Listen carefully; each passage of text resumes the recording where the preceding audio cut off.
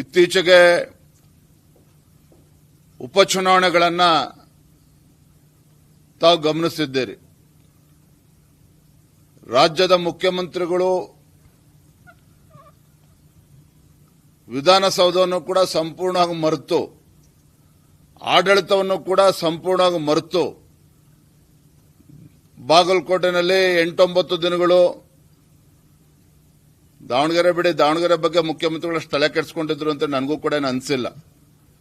ಆದ್ರೆ ಬಾಗಲಕೋಟೆನಲ್ಲೇನೆ ಶತಾಯಗತಾಯ ಗೆಲ್ಲಬೇಕು ಅಂತೇಳಿ 8-9 ದಿನಗಳು ಮುಖ್ಯಮಂತ್ರಿಗಳು ತಮ್ಮ ಮಂತ್ರಿಮಂಡಲದ ಪಟಾಲವನ್ನು ಕೂಡ ಕರೆದುಕೊಂಡು ಸೂಟ್ಕೇಸ್ಗಳನ್ನ ಹಿಡ್ಕೊಂಡು ಅಲ್ಲೇ ಇದ್ದದ್ದನ್ನು ತಾವು ನೋಡಿದ್ದೀರಿ.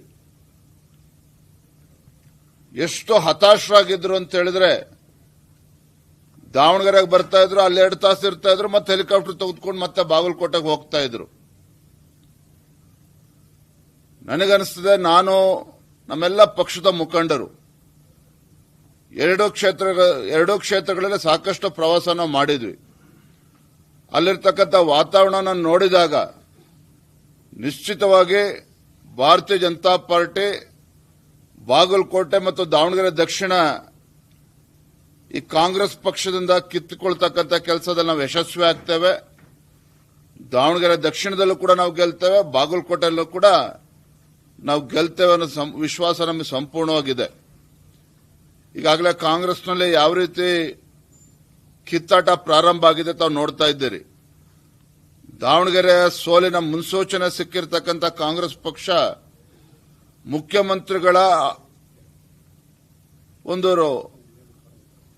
ರಾಜಕೀಯ ಸಲಹೆಗಾರರೇನಿದ್ದಾರೆ ಅವರ ರಾಜೀನಾಮೆನ ಪಡೆದುಕೊಳ್ಬೇಕು ಅಂತೇಳಿ ಕಾಂಗ್ರೆಸ್ ಪಕ್ಷದ ಹೈಕಮಾಂಡ್ ಈಗಾಗಲೇ ಸೂಚನೆಯನ್ನು ನೀಡಿದ್ದಾರೆ. 38ಕ್ಕೂ ಹೆಚ್ಚು ಎಂಎಲ್ಎಗಳು ಮತ್ತೊಂದು ಕಡೆ ಮಂತ್ರಿಮಂಡಲದ ವಿಸ್ತರಣೆ ಆಗಬೇಕು ಅಂತೇಳಿ ಈಗಾಗಲೇ ದೆಹಲಿಯಲ್ಲಿ ಬೀಡುಬಿಟ್ಟಿರುವಂಥದ್ದು.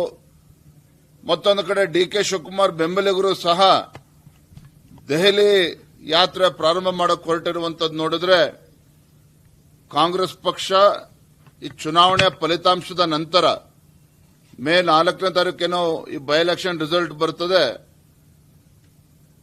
ಈಗಾಗಲೇ ಜಗಳ ಪ್ರಾರಂಭ ಆಗಿದೆ. ಉಪಚುನಾವಣಾ ಫಲಿತಾಂಶ ಬರ್ತಿದ್ದಾಗೇನೆ ಆಡಳಿತ ಪಕ್ಷದಲ್ಲಿ, ಕಾಂಗ್ರೆಸ್ ಪಕ್ಷದಲ್ಲಿ ಅಲ್ಲೋಲ ಕಲ್ಲೋಲ ಆಗ್ತದೆ. ಅದರ ಸ್ಪಷ್ಟ ಮುನ್ಸೂಚನೆ ಈಗಾಗಲೇ ನಿಮ್ಗೆಲ್ಲರೂ ಕೂಡ ಸಿಗ್ತಾ ಇದೆ. ಸಂಪೂರ್ಣ ನ್ಯೂಸ್, ಇದು ನೊಂದವರ ಧ್ವನಿ.